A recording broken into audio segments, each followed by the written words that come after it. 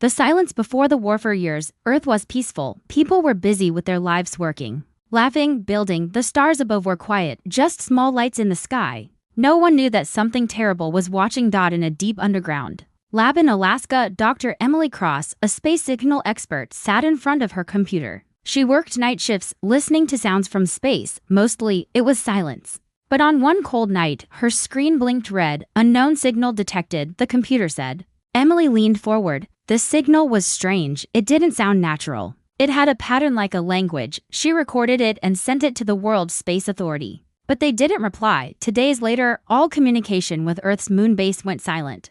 No warning, no messages. Just gone. People thought it was a technical problem, but it wasn't.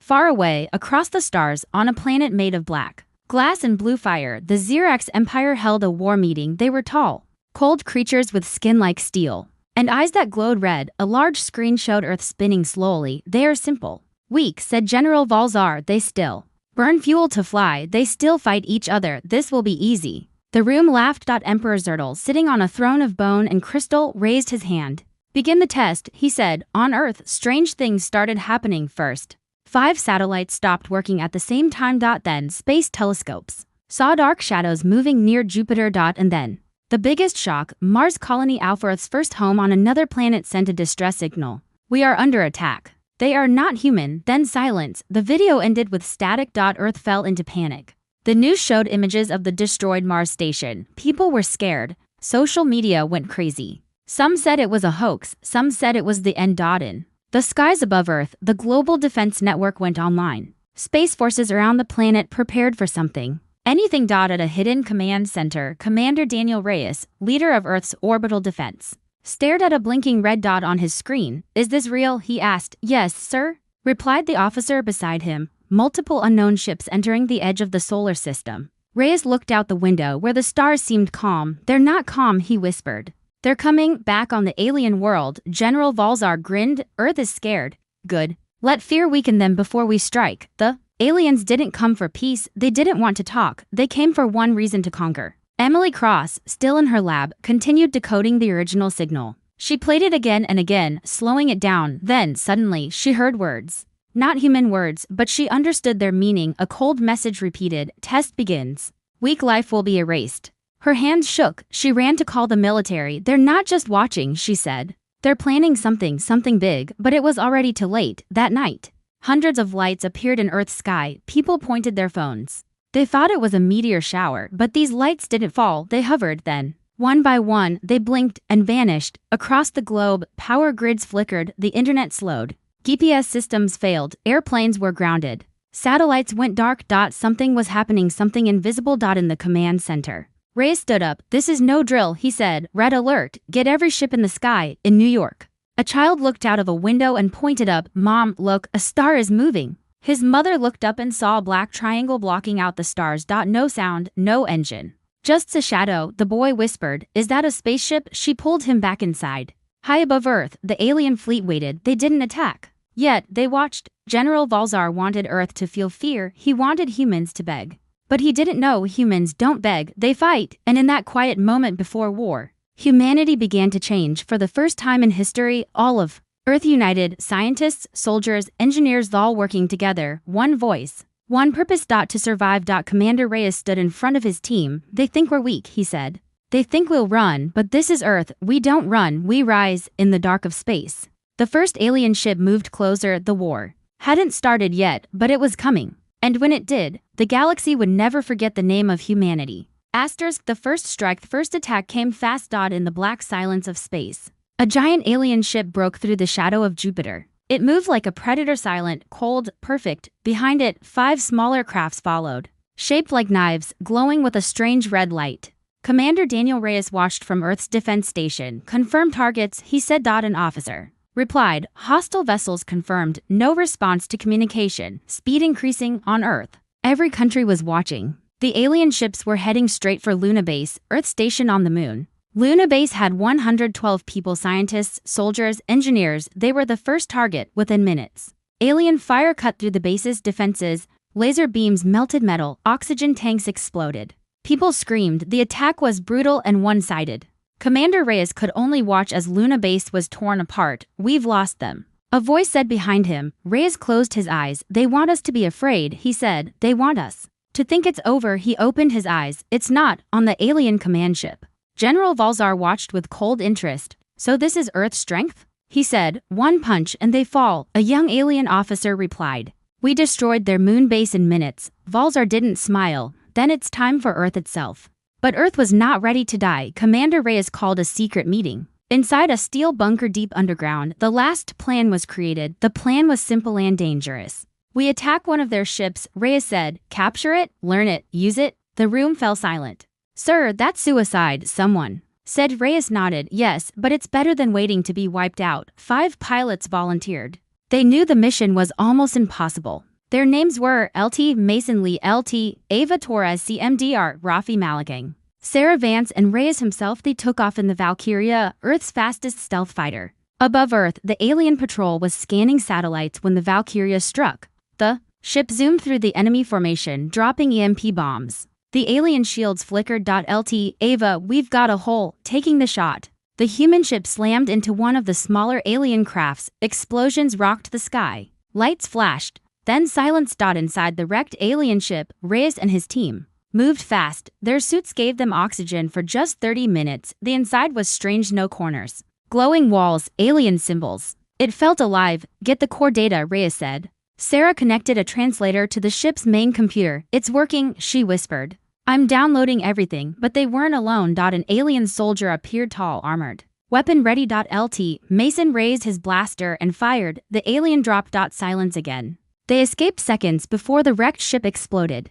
They returned to Earth with the data and something even better: alien technology, humanity's first real chance. As news spread, the people of Earth changed. They weren't just scared anymore, they were angry. Across the planet, scientists studied the alien tech. They found something amazing. The aliens used energy fields controlled by thought and emotion. Humans couldn't copy it fully, but they could build stronger weapons, faster ships, better armor. The resistance had begun. In a hidden part of space, the Xerax Empire met again. Valzar slammed his fist on the table. "One human ship destroyed our patrol. This is no longer a joke." The Emperor stood. "Then we crushed their spirit, sent the fire swarm." Thousands of ships began moving toward Earth. Back on Earth, Reyes watched video feeds from every corner of the planet. "People are fighting back," he said. "We have no time to waste." He met with world leaders, gave speeches, trained new soldiers. His name became a symbol of unity. One night, as Reyes looked at the stars from his rooftop, Sarah walked up beside him. "You think we'll win?"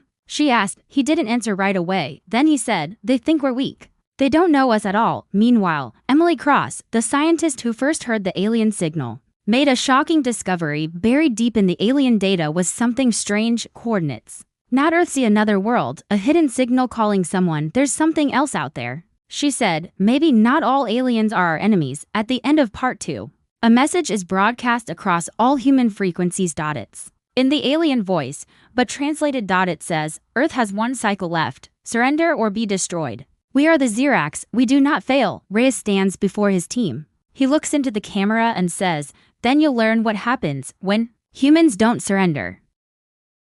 The mind of the enemy world held its breath. Alien warships, dark as the void, hovered near the edge of Earth's orbit. They didn't move, they didn't speak, they just waited. People everywhere were scared, cities emptied, governments froze. Humanity was under a shadow and no one knew what would happen next. But inside a lab under the Rocky Mountains, a team of scientists and engineers worked day and night. In the center of the lab was the alien data core, pulled from the wrecked ship during the Valkyria mission. Dr. Emily Cross led the decoding process. She hadn't slept in days, her eyes were tired, but her mind raced. One night, the core pulsed with light, lines of alien code filled the screen. But this time, something was different. "It's not just code," she whispered, "it's the mind." At the same time, Commander Reyes was in a war room with world leaders. Maps and holograms filled the walls. Everyone looked serious. "The Xerax fleet hasn't attacked again," Reyes said. "That means they're watching, planning." A general asked, "Do we strike first?" Reyes shook his head. "We still don't know what they want, and if we don't understand the enemy, we lose." Back in the lab, Emily's computer started speaking, a voice not human, not mechanical, something in between. It said, "You have touched the Xerax memory. You have touched our pain." Emily froze. "Is someone alive in this data?" The voice replied, I am Drell. I was once Xerax. I do not belong to them anymore. Emily called Reyes. Within an hour, he stood in the lab, listening. You're saying an alien mind is inside this machine? Emily nodded. Yes, but he's not like the others. He wants to help. Reyes didn't trust it. Why? He asked the voice. Drell responded, because the Xerax are not one empire. They are many minds controlled by one rule. I broke free, I saw the truth, and I saw your world. You fight with heart, with loyalty. The Xerax see this as weakness, I see it as power. The next day, using Drell's memories, humanity learned more than it ever had. They saw the true history of the Xerax. They were not always monsters. Long ago, they were explorers, dreamers, artists, but their leaders changed. They became conquerors. Their minds were linked through a system called the core flame, a machine that controlled emotions, blocked free thought, and made soldiers obedient. Those who resisted were deleted. Or worse, they are not evil by nature, Drell said. They are prisoners in their own bodies. Reyes realized something powerful. If we destroy the core flame, we don't just win the war. We free them. The plan shifted. Earth would no longer fight just to survive. It would strike the enemy at their heart. Meanwhile, on the alien homeworld, General Valzar grew suspicious. Something is wrong, he told his staff. Why haven't they surrendered? Why haven't they broken? He looked into the deep space monitors and saw human ships gathering. He snarled. They're building a fleet against us. The Emperor appeared on a glowing screen, then sent the message. Burn one of their cities, show them fear, but the attack never came. Instead, one of the smaller alien cruisers broke formation and flew toward Earth. It wasn't attacking. It was escaping. Earth's defenses prepared to shoot it down, but Reyes ordered a hold. Let it land. Maybe Drell isn't alone. The ship landed in the Nevada desert. From it stepped a single figure, an alien wearing torn armor, hands raised. He spoke through a translator. I am Cyril. I bring no war. I bring truth. Cyril was another Xerax who had broken free from the core flame's control. He confirmed Drell's story. The flame poisons our minds. Some of us feel it. Some of us fight it, but few survive. He showed them maps of Xerax command ships, weak points, and most importantly, the location of the core flame. It wasn't on a warship. It was deep beneath the surface of an artificial planet called Morik 7, protected by gravity shields and mental traps. You cannot destroy it with force, Cyril said. You must reach it with your mind. Reyes brought Cyril to the lab. Emily, Cyril, and Drell began working together on a risky idea. If they could connect a human mind to the Xerax mental web just for a moment, they might send a virus that would shut the core flame down from within. But it would require a person strong enough to survive the pain of millions of voices. Reyes stepped forward. I'll do it. Everyone protested, but he was calm. I've led soldiers into fire. I've watched my world burn. If I can stop this, I will. As Reyes prepared for the mental link, Cyril placed a glowing node against his temple. You may hear things that are not yours. Do not listen too long. Reyes nodded. Let's begin. At first, there was only silence, then the wave of emotion crashed over him. Fear, anger, sadness, millions of alien thoughts screaming at once. But then he saw something, a glowing structure, a red core, burning, pulsing, alive. The core flame. And deep inside it, the single voice whispering, human, you do not belong here. Reyes reached forward in his mind. His thoughts formed into a shape, a memory, his mother's voice, his sister's laugh, a battlefield sunset. He threw the memory like a knife, and the core flame flickered. Back in the lab, alarms blared. It's working, Emily shouted. He's breaking through. Then silence. The core flame blinked out across every Xerax ship for just 3 seconds. And in those 3 seconds, thousands of alien soldiers paused, looked around, and felt something they hadn't felt in years. Freedom. The war turned severe. Thing changed. In 3 seconds, the moment the core flame flickered, a quiet shock spread across the Xerax fleet. Thousands of alien minds blinked, some confused, some terrified, some awakened.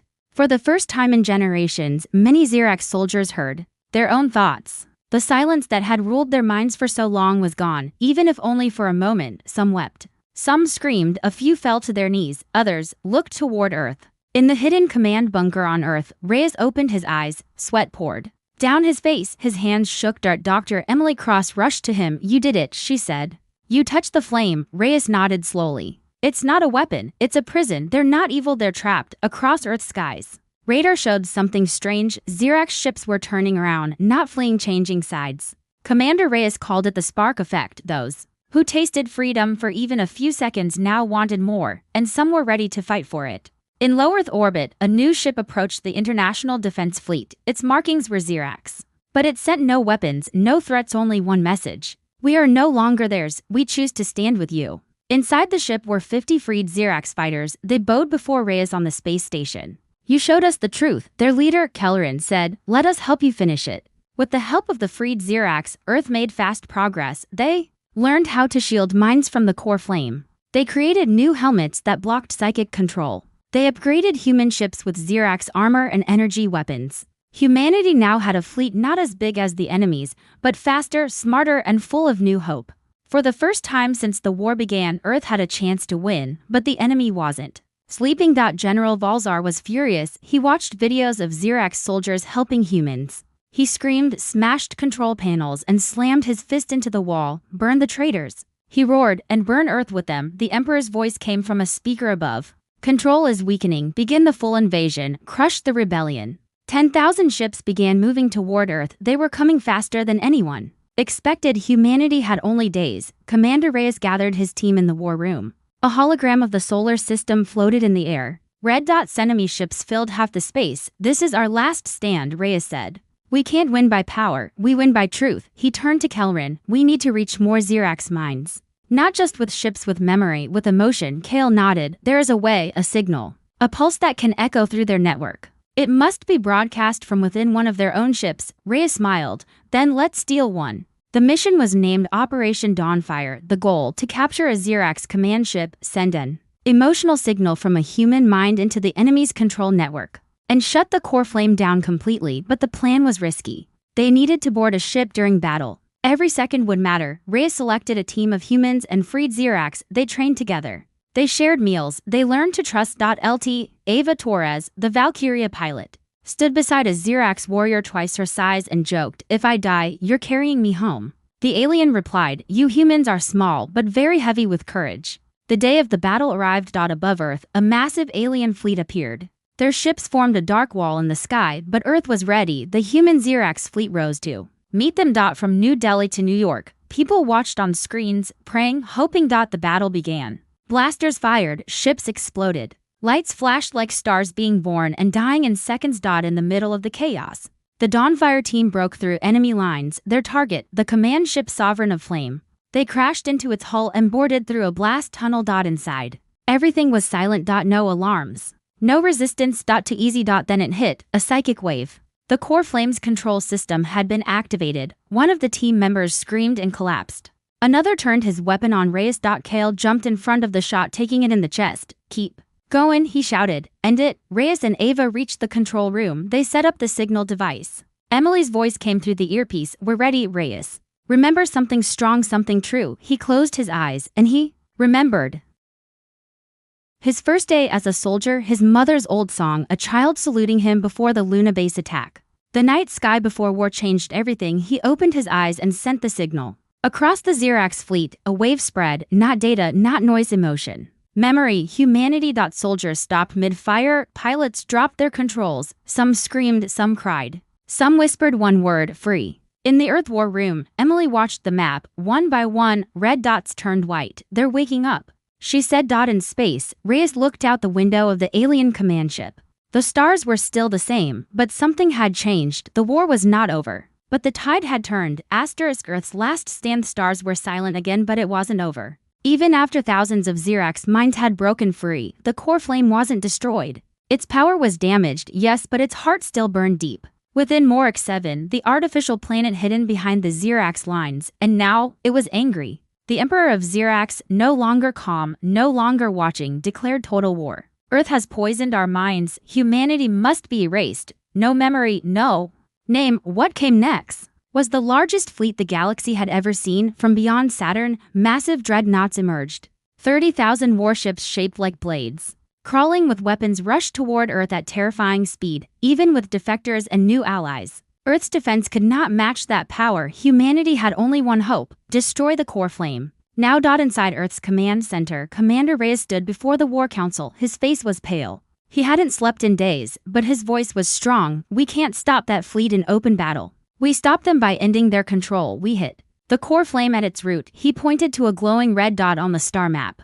Morak-7. A final mission was formed, Operation Emberfall, a suicide run, 3 ships. A crew of 20. Their task: breach Morak 7 shields, land on the planet, and destroy the core flame from within. Ult. Ava Torres walked beside Reyes as they boarded the Valkyria. Now upgraded with alien tech, think this one's really the last ride, she asked. Reyes smiled. For me, probably. Then let's make it count, she said.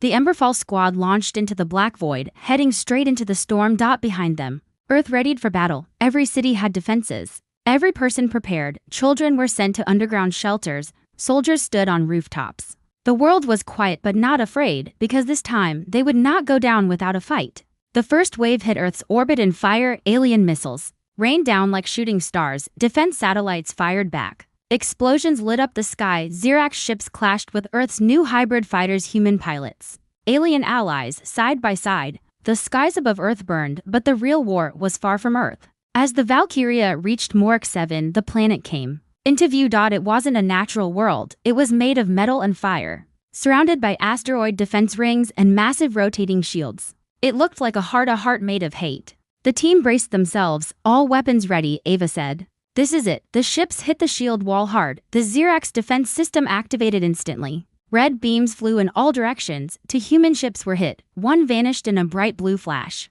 The Valkyria spun through the chaos, dodging, diving. I see a breach, Reyes shouted. Take us in. They dove through fire and metal and landed hard on the surface of Mork 7. The core flames tower stood in the center, tall, glowing red, pulsing like a heartbeat. They ran. Inside the tower, the heat was unbearable. The walls whispered. Ghost voices, screams, songs of lost minds. Kelrin, the freed Xerax commander, led the team through. This place, it feels alive, he said. Emily Cross, who joined the mission as tech leader, carried the device, the final spark, a fusion of human emotion and alien energy. If placed inside the core, it would overload the system and destroy it forever. But time was running out. In Earth's skies, things were getting worse. Alien ground forces landed in Africa, South America, and Europe. Battles broke out in ruined cities, even with freed Xerax fighting beside them. Earth's armies began to fall back. Then a massive dreadnought entered orbit and aimed straight at New York. The president activated the Prometheus protocol, Earth's final weapon, a massive cannon, buried deep under the Rocky Mountains, fired a beam that tore through space and destroyed the dreadnought in one shot. But now the weapon was drained. Back on Mork 7, the team reached the heart chamber. The core flame was alive. It pulsed with energy. Red veins glowing, alien symbols flying in the air like fireflies. But it spoke. Human minds do not belong here. Reyes stepped forward, and yours never belonged in theirs. He took the final spark and walked toward the core, but the core fought back. Visions attacked him, his worst memories, soldiers dying, his sister's grave, children crying in burning streets. He fell to his knees. You cannot win. The core hissed. You are alone. Then, a hand touched his shoulder. Ava, you're not alone, she said. We're with you.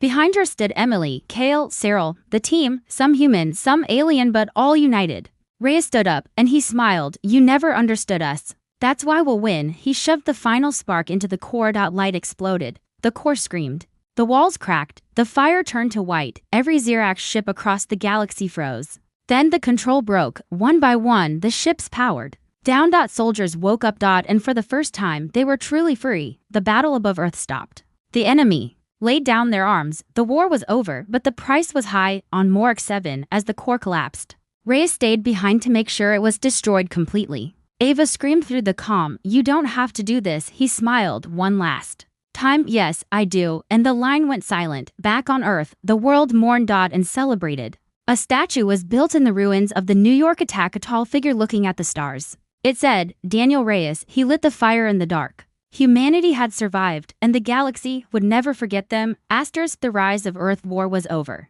The skies above Earth were calm again. No enemy ships, no bombs, just stars and silence. But it wasn't the same silence from before. This silence was filled with hope. In the days after the destruction of Mork 7, millions of Xerax soldiers awoke from control. They stood in confusion, fear, and freedom. Some fell to their knees, others wept. They had not dreamed in centuries. Now they could dream again.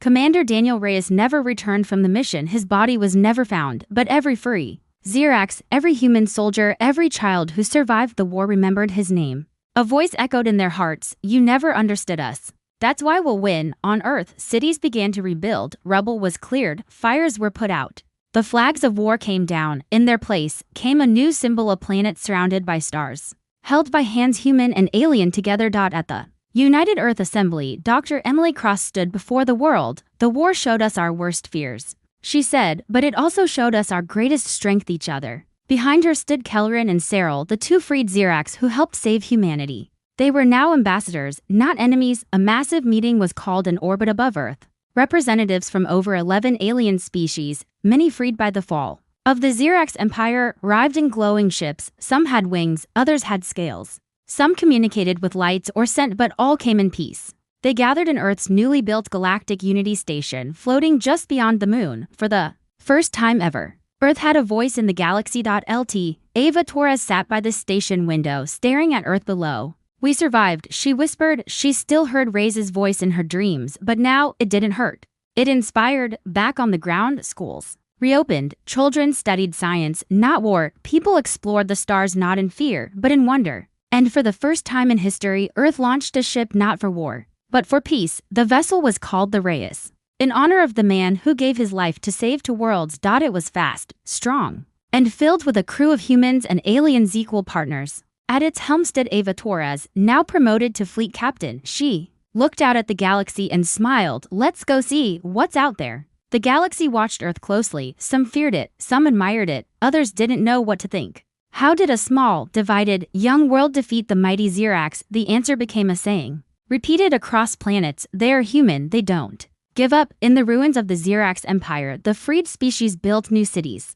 Some asked Earth for help. Others offered their own knowledge in return. Earth shared everything it had: food, tech, medicine, and most of all, hope. Emily Cross continued to study the alien mind network. She discovered something strange: a signal deep in space, older than Xerax, older than Earth's sun. It pulsed slowly, like a heartbeat waiting to be found. "There's more out there," she said one night. Something ancient, watching, but that was for another day. For now, it was time to heal. In a quiet park in Nairobi, a young girl planted a tree with her father. She was born during the war. She never saw a blue sky until now. She asked, "Will the monsters come back?" He smiled and said, "No, sweetheart, the monsters are gone. And if they ever return," he looked up at the sky, "we'll be ready." 1 year after the war, Earth hosted its first Galactic Day of Peace. Billions watched as Ava Torres lit the Unity flame, a tall blue flame that would burn in every Allied capital for all time. She spoke. "This flame is not just fire, it is memory, it is sacrifice, it is a promise that Earth will never stop fighting for freedom. Not just for us, but for anyone who needs it."